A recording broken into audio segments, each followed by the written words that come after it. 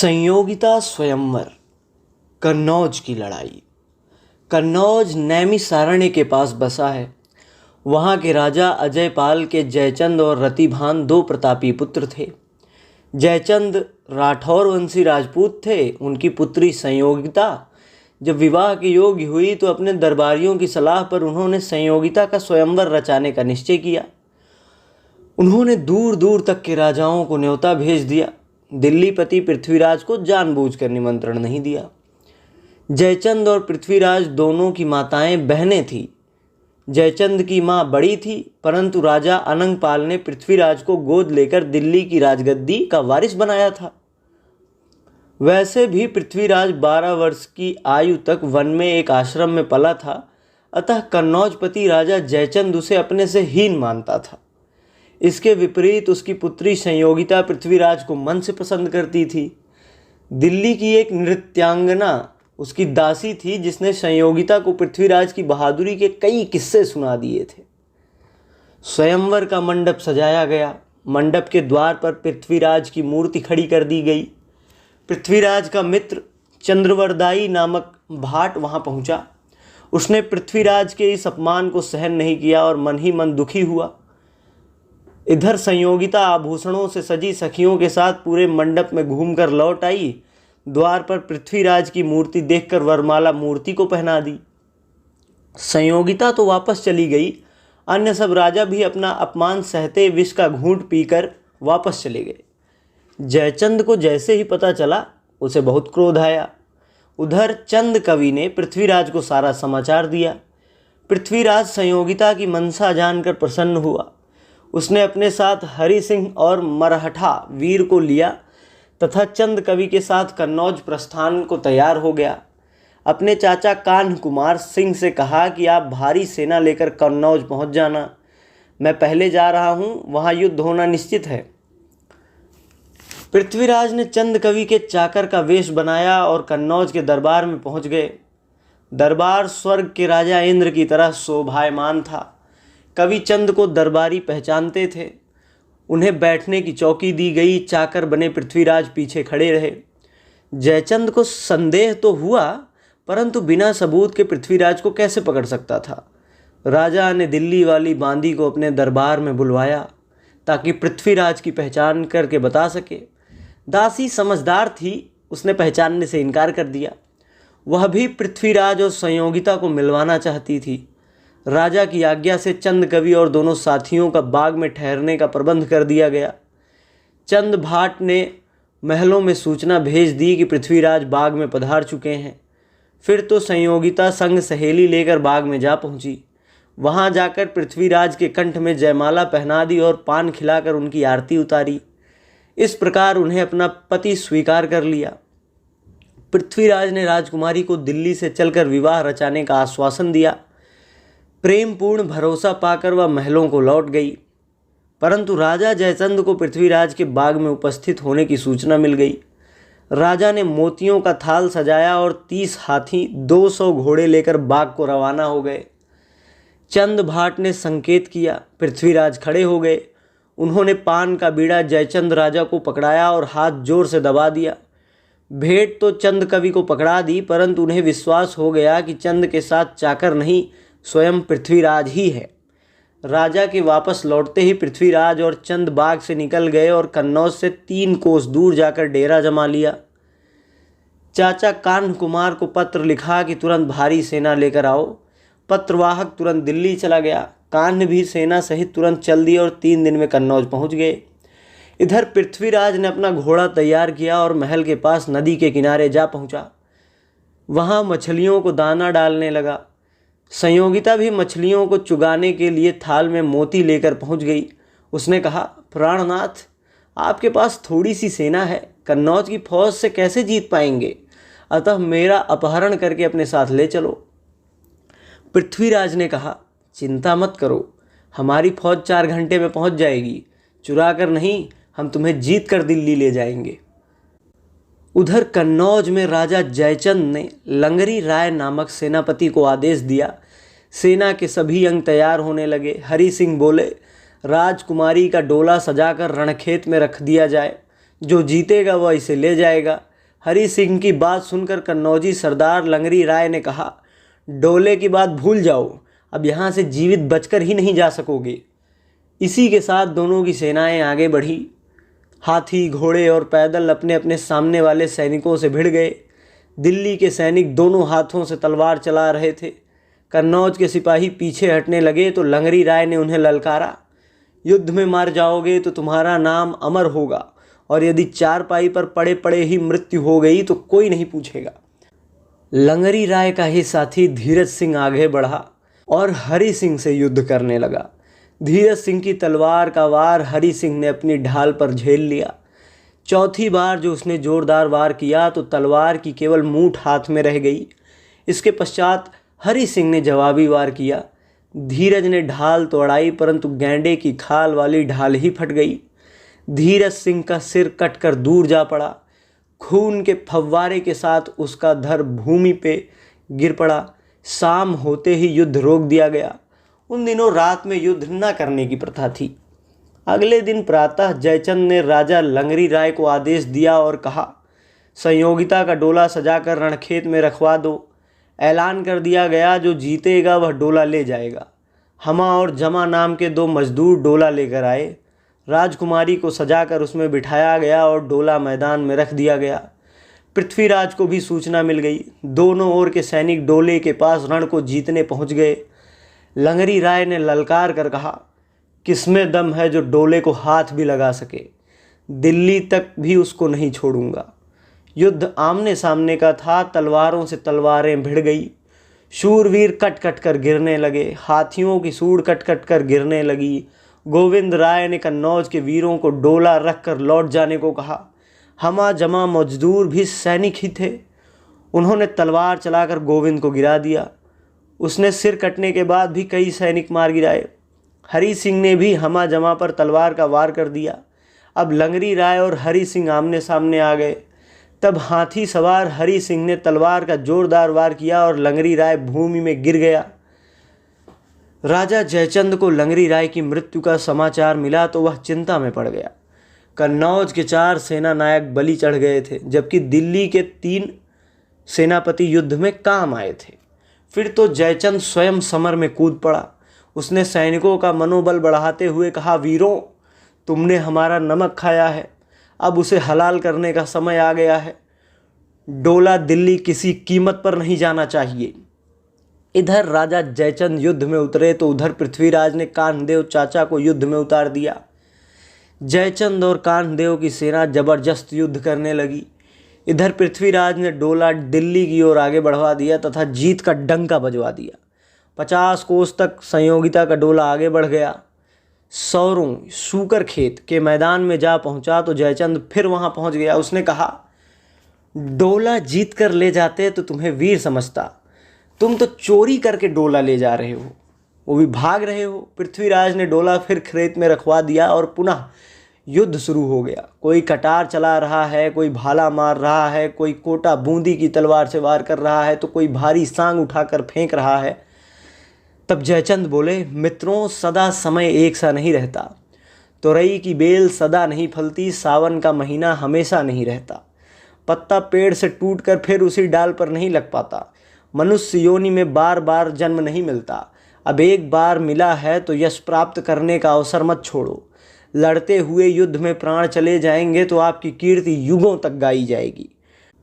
कन्नौज के वीरों ने बात सुनी तो भयंकर मारकाट मचा दी। अपना पराया कुछ न देखते हुए तलवारें चलाना शुरू कर दिया। उधर दिल्ली वाले वीर भी दोनों हाथों में तलवारें लेकर चलाने लगे। जुनव्वी और गुजराती तलवारें खटखट आवाज़ के साथ चल रही थी। रक्त की नदियां बहने लगी। सौरों के क्षेत्र में भयंकर युद्ध हुआ। जयचंद की लाखों की सेना समरभूमि में कटकर गिर गई। डोला तब तक 8 कोस और आगे बढ़ गया। पृथ्वीराज जंग जीत गए। तब तक जयचंद के भाई रतिभानु के पास समाचार पहुंच गया कि संयोगिता का डोला पृथ्वीराज बलपूर्वक ले गया। वह भी तुरंत सेना सहित युद्ध भूमि में आ पहुंचा। रतिभान भी अपना हाथी, घोड़ों और पैदल की सेना लेकर पहुंचा। रतिभान जब अपने हाथी पर सवार होने लगा तो अपशकुन हुआ। किसी बुजुर्ग ने टोका कि अपशकुन हो गया, कुछ समय रुककर प्रस्थान करना। रतिभान ने कहा, पंडित जी, मैं क्षत्रिय हूँ, जो बनिए ब्राह्मण सिर पर मुकुट पहनकर धूमधाम से बारात ले जाते हैं, शकुन अपशकुन का विचार उनके लिए है। क्षत्रिय युद्ध के लिए पांव बढ़ाकर पीछे नहीं हटाते, चाहे प्राण रहें या ना रहें। हमारे अपशकुन का कोई महत्व नहीं। क्षत्रिय का तो धर्म ही यही है कि दांव लगे तो चूके नहीं, शत्रु को तुरंत मार देना चाहिए। अपनी कथनी कच्ची पड़ जाए तो पड़े, शत्रु को मारने की कसम खाकर मार ही दो, छोड़ो मत। रतिभान ने जाकर डोला रोक लिया। मुकुंद ठाकुर डोला के रक्षक ने कहा कि डोला तो अब दिल्ली जाकर ही रुकेगा। तब रतिभान ने भी वही बात कही, पहले डोले को खेत में रख दो, फिर जो युद्ध में जीते वह डोला ले जाए। मुकुंद ठाकुर ने ललकार स्वीकार की, डोला खेत में रख दिया गया और दोनों दलों में भारी युद्ध शुरू हो गया। मुकुंद ठाकुर ने भाला चलाया, परंतु रतिभान ने वार को बचा लिया। फिर मुकुंद ठाकुर ने तलवार खींच ली और चेहरे पर वार किया। ढाल से वार रोक लिया गया। इधर तलवार ही टूट गई। ठाकुर ने सोचा, जिस तलवार से हाथियों के सूंड काटे, घोड़ों के पाँव काटे, आज वह धोखा दे गई।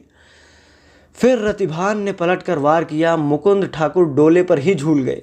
उनके गिरने से पृथ्वीराज कुछ घबराए। मुकुंद ठाकुर जैसे वीर का इस अवसर पर मारा जाना बहुत ही दुखद था। पृथ्वीराज की ललकार से दिल्ली के योद्धा फिर डोले पर जूझ पड़े। दिल्ली केवल 8 कोस दूर ही रह गई थी। रतिभान ने बड़े बड़े शूरवीरों को मार दिया था।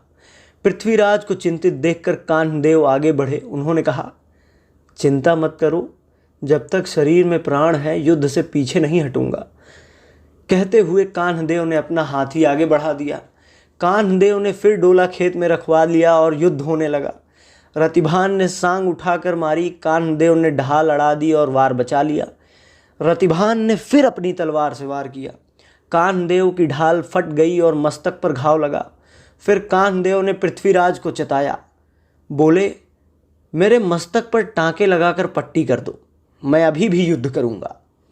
तब पृथ्वीराज ने कमान खींची और तीर चलाया। फिर कान्हदेव रतिभान से जा भिड़े। कान्हदेव की तलवार का वार अब की बार खाली न गया। रतिभान का शरीर निष्प्राण होकर गिर गया। तब तक डोला दिल्ली के मुख्य द्वार पर पहुंच गया। अब चंद कवि, पृथ्वीराज और जयचंद ही जीवित बचे।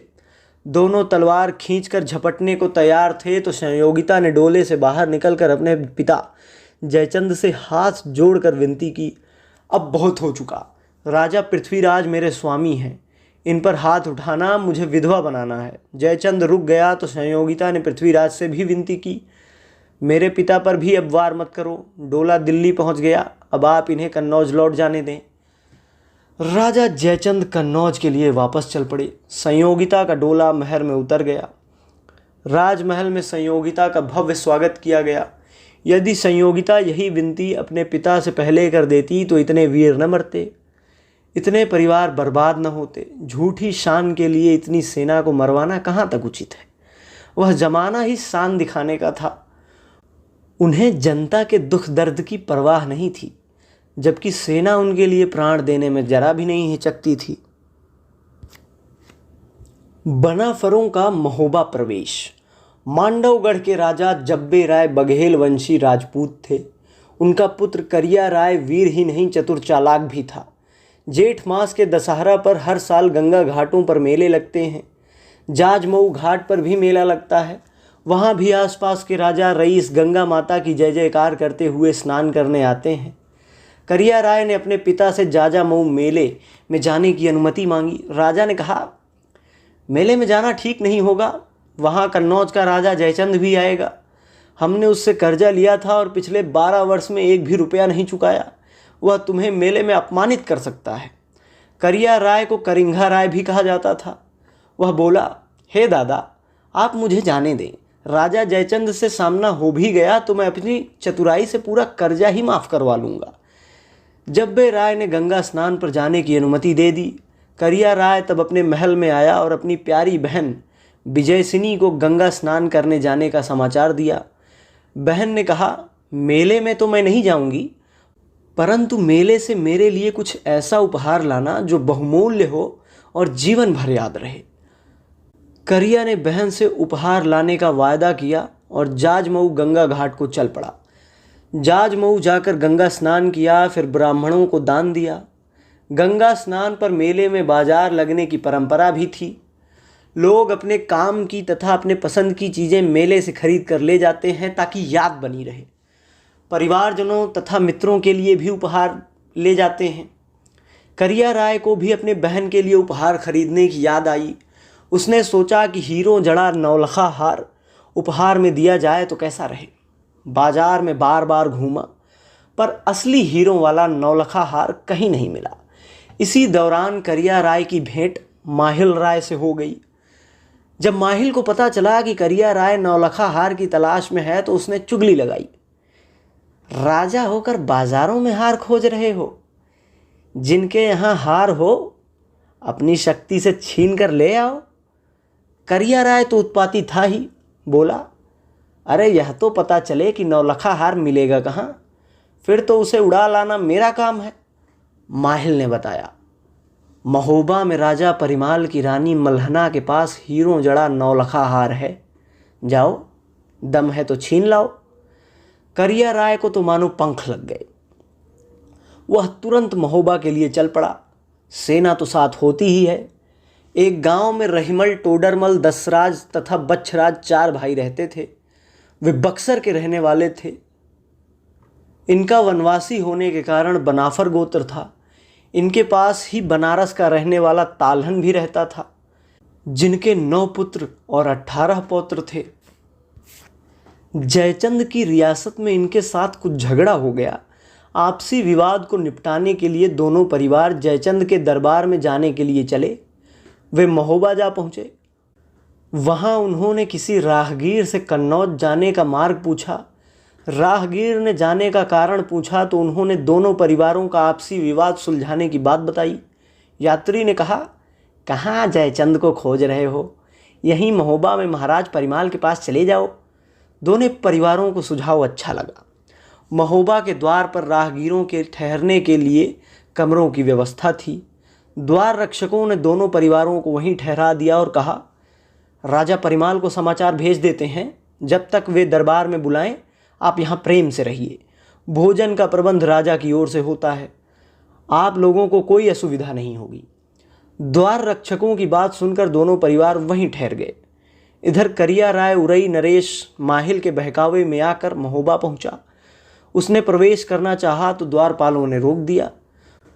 वह तो राजमहल में लूट के विचार से आया था, अतः सोचा पहले यहीं से आतंक फैलाना शुरू करूं तो आगे तक सब डर जाएंगे। दसराज और बच्छराज भी बनाफर राजपूत थे। उन्होंने सोचा 3 दिन से हम यहाँ राजा के मेहमान बने हैं, उस पर किसी डाकू का आक्रमण हो तो हम चुपचाप कैसे देखते रह सकते हैं। उधर ताल्हन सैयद ने भी अपने पुत्रों पौत्रों को तैयार किया। करिया राय के पास घुड़सवार और हाथी भी थे, परंतु फिर भी वह अपने लूट के कुकर्म में सफल नहीं हुआ। बनाफर भाइयों तथा ताल्हन मियाँ ने उन्हें मारकर भगा दिया। करिया राय अपनी सेना मरवा कर वापस चला गया। राजा परिमाल के महलों में जब इस घटना का पता चला तो उन्होंने राज दरबार में बुलाकर उन सबका सम्मान किया। रानी मल्हना ने राजा परिमाल से कहा, राजन, आप तो युद्ध से अपने हाथ खींच चुके हैं, शस्त्र सागर को अर्पित कर चुके हैं। यदि कोई शत्रु आक्रमण कर दे तो बिना नायक के सेना कैसे लड़ सकेगी? राजा ने कहा, वैसे भी अब मैं युद्ध करना ही नहीं चाहता। तुम्हारे भाई तो कोई सहायता करते नहीं हैं। मल्हना ने कहा, ये जो बनाफर लड़के दसराज बच्छराज हैं, इन्हें अपनी सेवा में रख लो। सेना में बड़े पद दे दो। ताल्हन मियाँ को भी अपने यहाँ ही रख लो। राजा को सलाह पसंद आई। राजा ने उनको बताया तो वे भी प्रसन्न हो गए। विवाद छोड़कर महोबे में ही रह गए। पहले तो राजमहल में ही रहे, फिर राजा ने उनके लिए अलग महल बनवा दिया। ताल्हन को सेनापति बना दिया। दसराज बच्छराज को भी सेना में ऊंचे पद दे दिए। वे अब महोबा निवासी बन गए। मल्हना ने उनका ब्याह भी अच्छे राजपूत कन्याओं से करवा दिया। दसराज की पत्नी दिवला के गर्भ से आल्हा का जन्म हुआ, जो महान वीर था तथा धर्मराज युधिष्ठिर का अवतार है। बच्छराज की रानी ब्रह्मदे के गर्भ से मलखान का जन्म हुआ, जो सहदेव के अवतार माने जाते हैं। स्वयं रानी मल्हना के उदर से ब्रह्मानंद ने जन्म लिया, जो वीर अर्जुन के अवतार थे। रतिभान की रानी तिलका ने लाखन को जन्म दिया, जो नकुल के अवतार हैं। इस बार रानी दिवला ने ऊदल को जन्म दिया, जो महाबली भीम का अवतार है। दशराज और बच्छराज बनाफर वंशी थे, परंतु चंदेले राजा परिमाल को पूरा आदर देते थे। राजा परिमाल के लिए वे पूरी निष्ठा से रण में जूझने को तैयार रहते थे। राजा ने अपने चंदेरी के राज्य और महोबे में आकर राज करने की कहानी उन्हें सुना दी। माहिल और भवपति उनके सगे साले हैं, यह भी बता दिया। वे दोनों तन मन से राजा की सेवा में लगे रहते। कुछ दिन बाद तालहन सैयद बनारस लौट गया और दशराज सेनापति बन गया। माहिल का मन बरसों बाद भी परिमाल से बदला लेने को मचलता था। बहन का भी वह भला नहीं चाहता था। एक बार फिर उसने करिया राय को महोबा पर आक्रमण करने के लिए उकसाया। उसने बताया कि तालहन बनारस चला गया है, दशराज बच्छराज अलग महल में रहते हैं, राजा परिमाल शस्त्र नहीं उठाते, अतः अब महोबा पर आक्रमण करो और बहन मल्हना का नौलखा हार व अन्य आभूषण लूट ले आओ। करिया राय ने भारी फौज लेकर महोबा पर आक्रमण कर दिया। आधी रात में दशराज व बच्छराज को सोते से उठा ले गया और हाथ पांव बांधकर सिर काट दिए। इतना ही नहीं, वीरों के सिर उस दुष्ट ने वट वृक्ष पर लटका दिए ताकि सबको पता चल जाए कि अब महोबा के वीर रक्षक नहीं रहे। महोबा में हाहाकार मच गया। रानी मल्हना और चंदेला परिवार की सभी रानियां रोने लगी। राजा परिमाल लाचार होकर गिर पड़े। तब वश नहीं चलता, तब रोना ही शेष रह जाता है। तालहा सैयद बनारस से वापस लौटे तो महोबा का हाल देखकर बहुत दुखी हुए। सैयद ने एक बार तो मांडवगढ़ पर चढ़ाई करने की सोची, परंतु बाद में दिवला की सलाह मान ली। दिवला ने कहा, तुम इन सब बच्चों को पालो और मजबूत बनाओ, समय आएगा तो वे स्वयं ही बदला ले लेंगे। इस घटना के 3 महीना बाद ही दिवला ने ऊदल को जन्म दिया। दिवला ने बांदी से कहा कि इसे कहीं फेंक दे। इसके जन्म के कारण ही इसके पिता की मृत्यु हुई है। बांदी ने रानी मल्हना को बालक देकर सारी बात बताई तो रानी ने ही उस बालक को अपने पास रख लिया।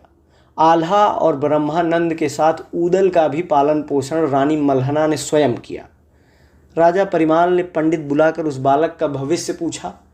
ज्योतिषी ने बताया कि बालक बहुत बलवान होगा। इसका माथा, छाती और नयन सभी आकर्षक हैं। यह शूरवीर और प्रभावशाली होगा। राजा परिमाल ने प्रसन्नतापूर्वक पालन पोषण करने के लिए उसे रानी मल्हना को दे दिया। मल्हना ऊदल और ब्रह्मा दोनों को अपनी छाती का दूध पिलाती थी। उसने दोनों को ही अपना पुत्र माना। पहले बताया जा चुका है कि जसराज की पत्नी देवकुंवर के एक पुत्र अनुभुक्त मूल नक्षत्र में उत्पन्न हुआ था, जिसका भविष्य पूछने पर मालूम हुआ कि वह पिता के लिए अशुभ है। अतः परिमाल ने उसे बांदी को पालने के लिए दे दिया। एक बार वह गंगा स्नान के मेले में गई तो पृथ्वीराज ने उस बालक को उठवा लिया। बाद में वह अपने भाई कान्हदेव को गोद दे दिया, क्योंकि उसकी कोई संतान नहीं थी। बाद में वह देवपाल और धाधु नाम से प्रसिद्ध वीर हुआ। रानी मल्हना सब लड़कों को बहुत प्यार करती थी। एक बार महोबा में गुरु अमरनाथ पधारे। मल्हना अपने साथ दिवला और ब्रह्मा रानी को लेकर अमरनाथ जी महाराज की सेवा में पहुंची। आल्हा, ऊदल, ब्रह्मानंद, मलखान, ढेवा आदि सबको गुरु अमरनाथ जी के चरणों में प्रणाम करवाया। रानी ने कहा, आप इन्हें अपना दास बनाकर अपनी शरण में लेकर आशीर्वाद दीजिए। गुरु अमरनाथ जी ने आल्हा की पीठ ठोंकते हुए कहा, सदा विजयी रहोगे, सभी बड़े योद्धाओं पर विजय प्राप्त करोगे। फिर ऊदल की पीठ ठोंकी, बोले, इस लड़के का शरीर वज्र का होगा, जिस पर हथियार भी असर नहीं करेगा। फिर मलखान पर हाथ फिराते हुए उसका शरीर वज्र करने लगे। तब ब्रह्मानंद ने कहा, महाराज, आप शिष्यों के पांव न छुएं। गुरु अमरनाथ जी ने कहा, रानी, इनकी सारी काया वज्र की हो गई, बस पांव रह गए। पांव में ही मृत्यु का कारण रहेगा। यदि पांव के तलवे में शस्त्र लग गया तो यह नहीं बचेगा। फिर ब्रह्मानंद और सुलिखे पर हाथ फेरा। मलखान, ब्रह्मानंद के तो पांव में जन्मजात पद्म का चिन्ह है, उसके फटने से पूर्व उसे कोई मार नहीं सकता। सातों लड़के ताल्हा सैयद से युद्ध कला सीखने लगे। मल्हना रानी स्वयं सबके खाने और खेलने का ध्यान रखती। इसी प्रकार सबके शरीर और बल में निरंतर विकास होता रहा। मल्हना ने फिर सातों कुमारों के लिए अच्छी नस्ल के घोड़े मंगवाए। उन्होंने आल्हा को हरिनाग नाम का ऊंची रास का घोड़ा पकड़ाया। राजकुमार ब्रह्मानंद को करिलिया नाम की घोड़ी पकड़ाई। कबूतरी घोड़ी मलखान को मिली। ऊदल को वैंदुल घोड़ा सौंपा। ढेवा को मनुरथा घोड़ा मिला। सुलिखों को हिरोजनी घोड़ी तथा रणजीत को भी हिरोजनी घोड़ी दी गई। मल्हना रानी ने सब राजकुमारों को अगले दिन सुबह दंडक वन में आखेट करने जाने के लिए आदेश दिया। जो हिरन का शिकार करके लाएगा उसे मैं अपना सच्चा पुत्र मानूंगी, यह कहकर उन सब में जोश भर दिया ताकि वे जी जान से जुट जाएं। अगले दिन सवेरे ही सातों लड़के शिकार खेलने के लिए गए। दिन भर कोई शिकार नहीं मिला, सब परेशान थे। तब ऊदल को एक हिरन मिला। उसने अपना वैंदुल घोड़ा हिरन के पीछे भगाया। हिरन दौड़ते दौड़ते उड़ई के इलाके में जा पहुंचा और बाग में घुस गया। ऊदल भी घोड़े सहित बाग में जा घुसा। हिरन को खोजते हुए ऊदल ने बाग में प्रवेश कर लिया। हिरन तो कहीं छिप गया था, पर बाग में बहुत नुकसान हो गया। माली इकट्ठे हो गए। ऊदल को रोक कर उन्होंने पूछा, तुम कौन हो, कहाँ से आए हो? हमारे स्वामी माहिल ठाकुर को पता चलेगा तो तुम्हारा घोड़ा छीन लिया जाएगा। ऊदल ने अपना परिचय दिया, मेरा नाम ऊदल है, महोबा से आया हूँ, जहाँ के राजा परिमाल राय हैं। आल्हा का छोटा भाई हूँ। किसी में इतनी हिम्मत नहीं जो मेरा घोड़ा छीन ले। इतना कहकर ऊदल ने घोड़ा महोबा की ओर मोड़ दिया और शाम होते होते महोबा पहुँच गए। दूसरे दिन फिर सारे लड़के घोड़ों पर चढ़कर वन में शिकार करने के लिए निकले। सब ने मिलकर हिरन का शिकार किया और लाकर राजा परिमाल व रानी मल्हना के सामने रख दिया। दोनों बहुत प्रसन्न हुए। उन्हें विश्वास हो गया कि लड़के मांडवगढ़ के करिया राय से बदला लेने में समर्थ हो गए हैं। सब ने आनंद मनाया और नित्य युद्ध का अभ्यास करने लगे। धन्यवाद।